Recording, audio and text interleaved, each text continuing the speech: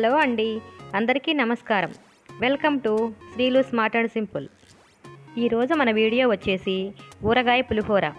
ఊరగాయ అంటే చింతకాయ ఊరగాయ, దీన్నే చింతకాయ తొక్కని కూడా అంటారు. ఎన్నో రకాల పులిహోరలు తిని ఉంటారు. ఈ పులిహోరను కూడా ఓసారి ట్రై చేయండి. ముందుగానే నేను అన్నాన్ని వండుకుని ఇలా ప్లేట్లో చల్లారబెట్టుకున్నాను.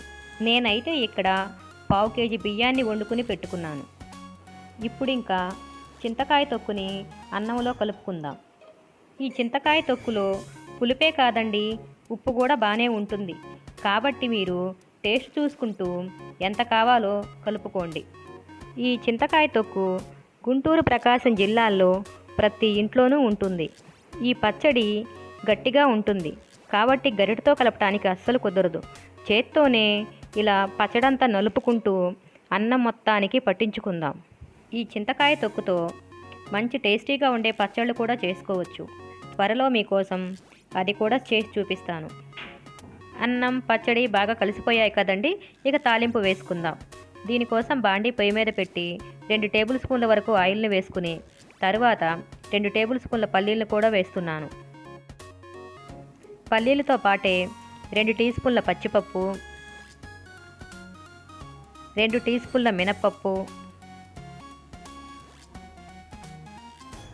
1 టీ స్పూన్ ఆవాలు, 1/2 టీ స్పూన్ జీలకర్ర కూడా వేసి ఇలా లో ఫ్లేమ్లో కలుపుకుంటూ వేయించుకోవాలి.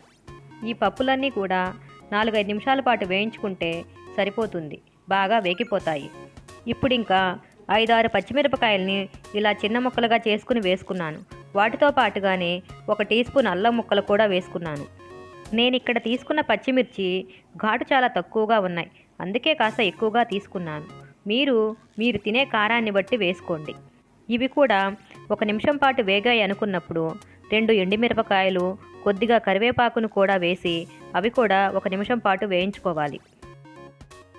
చివరిగా చిటికెడు ఇంగువను కూడా వేసి ఒక్కసారి కలిపి స్టవ్ ఆఫ్ చేసుకుంటే తాలింపు రెడీ అయిపోయినట్లే. ఇప్పుడు ఇంకా ఈ తాలింపుని రైస్లో వేసి కలిపామంటే ఊరగాయ పులిహోర రెడీ అయిపోయినట్లే. మీరు గమనించే ఉంటారు, నేను అసలు పసుపును వేయలేదు.